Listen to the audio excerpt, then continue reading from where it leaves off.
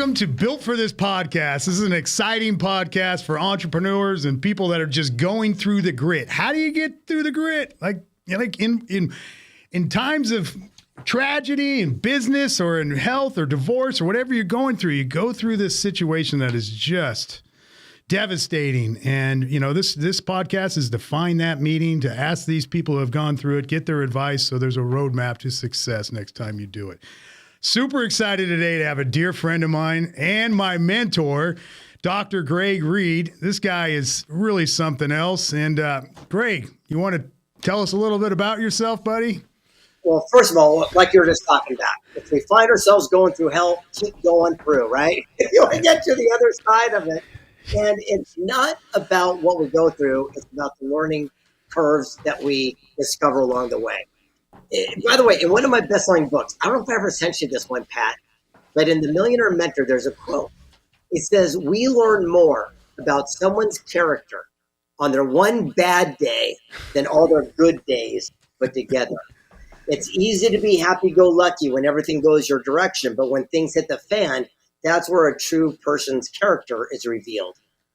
Yeah, really interesting. And, you know, just in the, I'd say the grips of hell in my life, you know, being a developer in '08, having a housing market, I was in the middle of a subdivision when I was younger, you know, getting in trouble, paroling from prison. I mean, all the stuff that I've gone through, there's these times where there's just not a roadmap. People don't believe in you. Your family has I told you so's.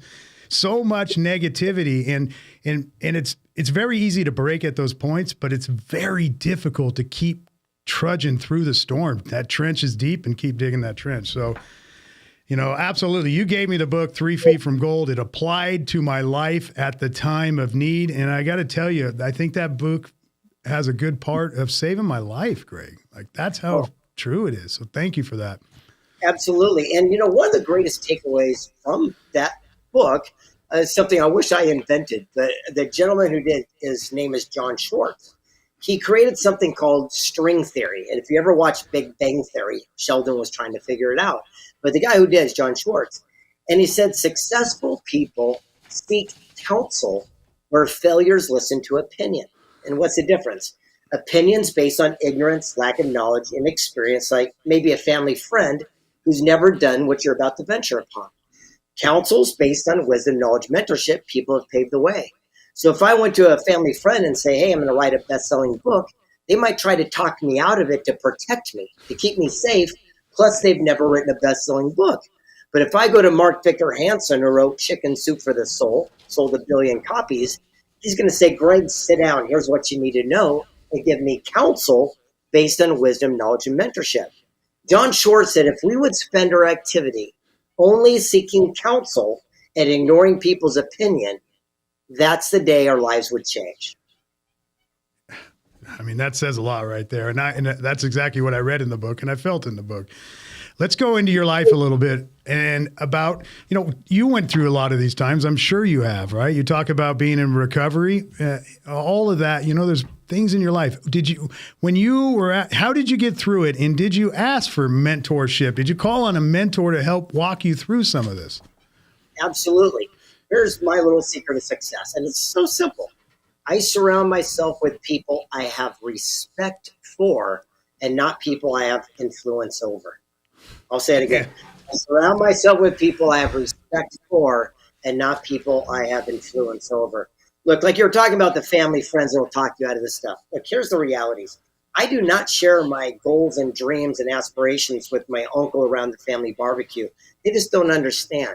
So I surround myself with people that have already accomplished the things that I wish to venture upon and ask them for feedback and share it with them. And when we start having that mindset of seeking that counsel and truly applying it, everything starts falling into place.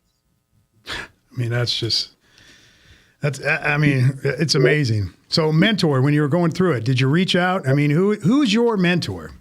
Like if you had a mentor then versus now, I mean, I know you have probably a lot. But I mean, you know what I mean? When you're going through that, I mean, who did you pull from? Or was there something to pull from? Because I couldn't find anything. That's why I'm asking. Well, yes, 100%. But again, I'm giving you the golden goose. I wish there was something more complicated, but it really isn't. Okay. So when I was going through challenges, for example, of getting my first book done, A lot of people don't know this, but when you write a book, you do a query letter. It says who you are, what's your message, why are you an expert, who's going to read your book.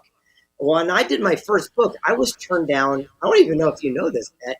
I was turned down 268 times in a row. Oh my, And no, the 269th publisher said, we'll do your book.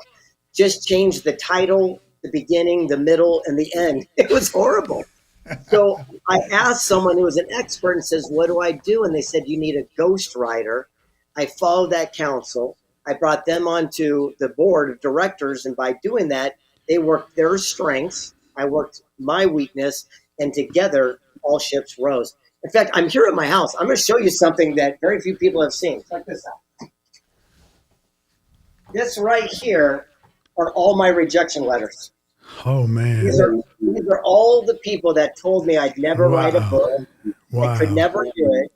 And now I've been published in 150 books, 45 languages, 2 honorary PhDs, and even a star on the Walk of Fame. Never let another person or yourself talk you out of what you know to be true. Woo! Oh, man, that's gold right there. That's the 3 feet from gold is in that box, and you dug the rest of the way and made it. Here you are now. Amazing. There you go. So something I really, going outside my notes, like something I really see in you is that you know how you see the broken in the worthy. Like I see that in you. And I've met a lot of people in your life, and a lot of them are like me. It's like they were broken at one point and you put a hand out. And the other part I see on this is that it's up to a guy like me to reach my hand back out. And you get like one opportunity with you. But if you go forward and you make that leap, it's magic in your soul and being able to walk through that moment. And that's the education. So how do you you seek the broken and worthy. So talk a little bit about that. I seek the people that are willing to take action is what it is. Okay. Because it's the action in the law of attraction. Think it, feel it, get off your backside, take action, you got to do it. And I look for people that are willing to take those necessary actions. And the easiest way to get a great mentor is to honor your mentor by following through and reporting. I'll give you an example. When I wanted to become a public speaker, at that time, the biggest guy in the world was a guy named Les Brown. And he had this quote that says, you got to be hungry. And I hunted him down. I said, Mr. Brown, I'd like to be a speaker like you. Would you give me one nugget of inspiration, one thing I could do better to improve my speaking skills? He did. I applied it. I found him a month later. I said, Mr. Brown, I met you a month ago. I asked for one nugget. You gave it to me. Here's my results. What should I do next, sir? Well, his jaw was on the floor because no one's ever done that. But the chance of him giving me that second nugget is 100% because I took action, I honored him, and then I reported back. Wow. My bucket list is to meet Steve Harvey. Steve Harvey actually changed my life. Like ask not, you receive not, right? That was so empowered in my soul when I kept hearing that. If you ask not, you receive not. Right. And he led me into, getting baptized and everything else. So one of these days I'm going to shake his hand. I'm going to thank him for that part of my life because I've asked and I've received. Now we got a mission. I like that. I like goals that we'll set those expectations and we'll find a way to make that come to life. It's another person who's in Hollywood that has really made it out there is this guy, Tyler Perry. All the movies he's done and studio, things of this nature. And he had this great quote, and it kind of has to do with what you were talking about earlier. He said, stop trying to bring all your tribe up the mountainside with you, because at the end of the day, chances are you're going to kill them because not everyone can breathe at 15,000 feet. And his whole concept was, he says, look, he goes, you want to fix the world and bring everyone along. He goes, that's not the idea. Give people that opportunity and bring them up the mountain. But once they get to a plateau and they're running out of air because it's thin, you got to leave them behind so you can keep climbing, and eventually they can acclimate, and the ones that choose to keep climbing with you will do so. Man. Yeah, I read that. That's a good quote that stuck with me as well. It's difficult, you know. I mean, you have to. At some point, my biggest lesson was reciprocal relationship versus acquaintance, and I learned this so heavily over the last 3 years, I would say. And you know, I always dragged all these people with me, and I love them. Their kids call me uncle. I love them. I truly love them. But when the times got hard and the shit hit the fan in my life, I felt like, you know, I built a 747. We all jumped in it. We were cruising along. I ran out of gas, and everybody put a parachute on and jumped out. And I could turn around and be really angry and upset and hate with them. But I understand that I'm cut from a different cloth, and it was my journey. So reciprocal relationships, after landing the plane, it's sitting on the runway. I'm putting gas in it. Everybody wants back in it. But I was taking the most valuable time in the reciprocal relations from my kids, from Amy, from true friends in my life. And I was applying that time across the board to all these other relationships. And the value was that at the end of the day, there was only a few that were there for me. And the value is reciprocal relationship to me is to make sure you spend your time wisely with those who reciprocate back to you. Yeah, I want to give you a nice little spin on this one because I'm going to plus what you just said. Have you ever thought that maybe we're in its own way betting on you because we have a selfish intention as well? I want you to think about this for a second. I'm betting on a winning horse. You think that sometimes, you know, we can be broken, or just because what we're going through doesn't determine our value as a person. But the main thing is I'm betting on you because I know you're going to be way ahead of me one day. And eventually I'm going to be calling up and you'll be going, oh, that's that dude that helped me one time. So I'm being a little selfish by betting on you because I know and believe in my heart of hearts, you're going to be someone that changes the world. I am, Mox. I always say I'm a sure bet. I definitely believe that myself. I'm going to share with you a quick story. When I was doing 3 Feet from Gold, one of the people we interviewed, her name was Genevieve Voss. It's our Pink magazine. And I was broke as a joke when I was doing that book. And I was going around, and I remember I flew and I had the last of my taxi money to get to see her. I had no idea how I'm going to get back to the airport, let alone have lunch.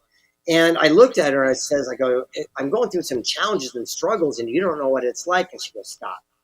She said, never let your past circumstances or circumstances determine your value as a person. And I said, well, that's easy for you to say because you're rich. And she reached into her purse and she pulled out $100 bill and she goes, here, do you want this? I go, yeah, I can really use that money to get the taxi back home. And she crumpled it and she goes, here, do you want it? I go, yeah, I could really use that money. She threw it to the ground and she stepped on it like a cigar butt. She goes, here, do you still want that piece of paper? And I humbly looked at her and says, yes. I go, I'm going to be straight with you. I really do want that money. I could use it right now. And I'd be humbly grateful if you give it to me. And she says, then why is it in life when we get crumpled, we get thrown to the ground and stepped on, we think our value as a person changes? Just like that $100 bill sustained it, it just proves what it went through, makes it stronger than ever. Man, isn't that realism right there? It's another part that's on my mind, a question that I'm not even reading the questions today because it's, you know, here we are organic and that's the way I flow. When you get that feeling in life and you can't, your anxiety, fear, you feel like life is unmanageable and everybody's against you. You produce this anxiety and fear into tomorrow. What is your solution on wiping that out? Me, I'm learning that I got to trust and believe in faith, and I know my worth, and I know that everything's going to work out tomorrow. But I went through a number of years in both downturns in my businesses. It was very difficult. And how do you process that when that anxiety and fear hits you? Well, these words that we're using right here, honestly, invite those feelings and emotions. So I choose not to live in those type of verbiage. So for example, I have positive mantras for myself where I sit there and say, anything and everything comes easily and effortlessly to me. I know and believe that anything and everything comes easily and effortlessly to me with sustained abundance. I know and believe that anything and everything comes easily and effortlessly to me with sustained abundance. And I don't have just faith, but applied faith, where I act as if anything and everything comes easily and effortlessly to me. And suddenly it starts magically happening. We have to understand, Rumi had a quote, Whatever you seek is seeking you in return. So if we seek doom and gloom and challenges, trust me, it's going to happen. If we seek a bar fight, that's going to happen. If we seek love, romance, then suddenly those things start magically appearing. It's called RAS, Reticular Activator System. You say brand new red Honda. As soon as you get on the freeway, you see brand new red Hondas. Whatever you seek is seeking you. So the moment we start seeking and looking for amazing things, you'll be shocked and amazed how they magically start appearing in our circumstances. So to answer your question, as I don't use the terminology we were just saying, I changed my mindset to say what is possible, what is out there. So on my phone, I do something called contact roulette. So simple. I open up my contacts every single day and go, zoo, zoo. I stop and I send that person a text and say, sending you a drive-by high from sunny San Diego, California. Zoo, zoo. I do it 3-4 a day. And what happens is you'd be shocked and amazed how many high school friends I haven't talked to in years, or old business associates and things, alliances, because everyone out there is seeking the same thing. And when the laws of the universe bring it to me by taking action, I sit and step into it. And then I'm going to stop with this last one because this is good. You said to tell you this story, so I'm going to tell it to everybody right now. What if God in the universe granted every wish and every prayer, but we didn't like the packaging, so we sent it on its way? Dear God, I need $100. Lord will do anything. Give me $100. Your next door neighbor comes by and says, hey, buddy, I got all these aluminum cans in the garage. Do me a favor. Take them off my hands, and we're cleaning things out. You can cash them in. They're worth $100. You might say, I don't want those stinky things in my car. Well, you asked, you prayed, it was delivered, but you didn't like the packaging, so you sent it on its merry way. You didn't have the gratitude and appreciation that was given to you. Well, what does that tell our God in the universe the next time we ask for something when we didn't stand in gratitude that first time? And that's where the quote comes from. Be careful what you ask for, because it might just be granted and delivered, and also be aware it might not just be the packaging in what you expect. Wow. Yeah, I heard a little bit different version of that. And, you know, it's so weird. You hear these things over and over all your life. And then a point of your life comes and you hear it and it rings the bell.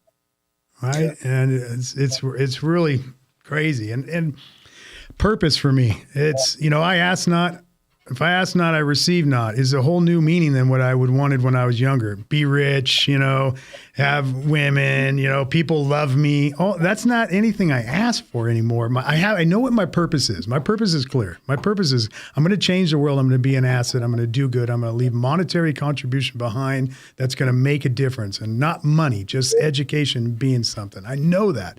The roadmap to getting there, I have no idea.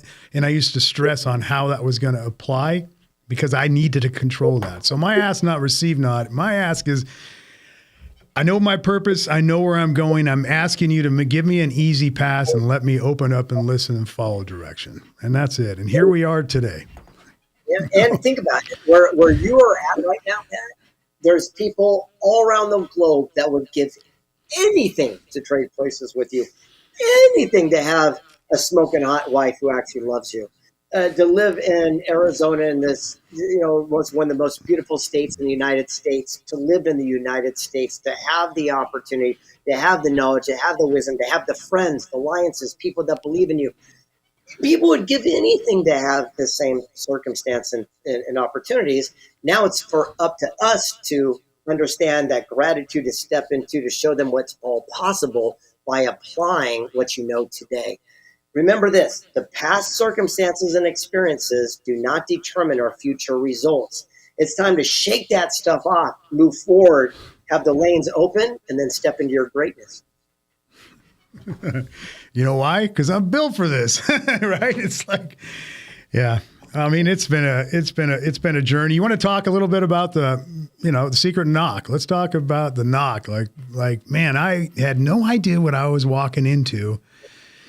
I'll tell you, the biggest impression that came out of there was one thing that I really heard, and I'm going to mess the wording up a little bit, but you're going to get it. And that's, you said it already in this episode, is you seek counsel. People seek counsel, and when you build a team, you build it with people from your weaknesses, right? And that was like, I seen that, and I had a lot of just conversations with everybody there, and everybody the same common denominator was that. It was like we're a team and we're building together. If you need something, ask. Let's talk about it.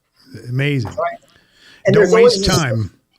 There's always a solution. Remember, what's common sense to us is genius to somebody else. Right now, my son is upstairs playing Fortnite, and he's a pretty good expert at it. And I guarantee there's another kid somewhere down here would pay $20 to sit right next to him to watch him play Fortnite to learn all those little tricks. So what's common sense to you is genius to someone else. You might have an idea for a new clothing line with a really cool logo. Another guy has a garage full of equipment that does screen press printing that he stopped doing because of during COVID. And you got another guy who makes websites. Well, if you three come together as a trifecta, a triad, well, guess what? You could form a brand new company that changes the world. What we need to do is start looking at how we can stop being in this world of competition, but open up to the worlds of collaboration. Dad, I love it. Yeah, rising up a different level. I feel like I've hit a new stride, a new level. I have a humanity. I'm humble now. I'm a lot more humble than I've ever been.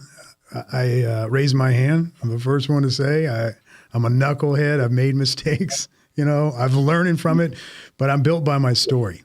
As a 13-year-old coming home, knocking on the door of my house because it's locked, looking in the windows, and the furniture was gone. Went to my bedroom, furniture was gone. Washing my hair in a creek, living in a fort, trying to show up for school. Those stories in my life are real, but those are the most magical moments of my life because I'm built by that. That 13-year-old boy is inside me and has an amazing relationship, and he's the one. You see me, doing all this. That's him inside me, right? He is so proud of who I have become and the strides that I keep, excelling into. And thanks to people like you, see a value in me, and that can lift me up. There you go. And I'm going to end with this last little story here because I know our time is up. But one of my favorite interviews I ever did was from a poet, a philosopher, and a wordsmith, a boxing legend, Evander Holyfield. And I didn't see this coming. But I asked him, I says, Evander, I go, how did you win more heavyweight championships than anyone else in history? And he looked at me and said, that's easy. He goes, I have a higher standard. I said, what do you mean? He goes, well, in sports, I showed up early. I left late. I invented exercises. I had a higher standard, and I won more championships than anyone. He goes, where could you be outside the ring if you raised your standard? I said, but didn't it hurt being in a fight? He says, yeah, it hurts. But when you're in a fight, you don't focus on the pain. You don't focus on the blows. As soon as you focus on the pain, you end up on your back knocked out. But that's what people do outside the ring. They focus on gas prices, war, economy, COVID, and then they wonder why they never become a champion. And he pulled me in tight. There's a Adonis of a man missing half an ear bitten off by Mike Tyson. He says, you know what the funny thing is? He says, when you do win the championship, he says, everyone comes to their feet and they chant your name. They raise your hand in victory, and the guy puts a big shiny belt around your waist. He says, at that moment and at that second, you don't feel even one of the punches you took along the journey. But the guy in the losing locker room has every bruise, every excuse for the rest of their life, wishing they had a higher standard. Wow. I think I've heard you say that 3 times already, and every time it's just, I'll be repeating it. My mentor, I'm sure I'll repeat that one, a bunch of them. Well, I mean, thanks for coming on the show. Thanks for, seeing me, believing in me. Like I said, we're going to be doing a lot of things together, and you can count on me. You can count on me. I'm going to follow through. Likewise, I got your back, brother. You got mine. Congratulations on your show, and keep taking action. Keep taking action. Thanks for showing up. Thanks for joining me on this episode of Built for This podcast, where we're going to make a difference. We're definitely going to make a difference in teaching how entrepreneurs and big people made it through the hardest times of their life and reached 3 feet from gold.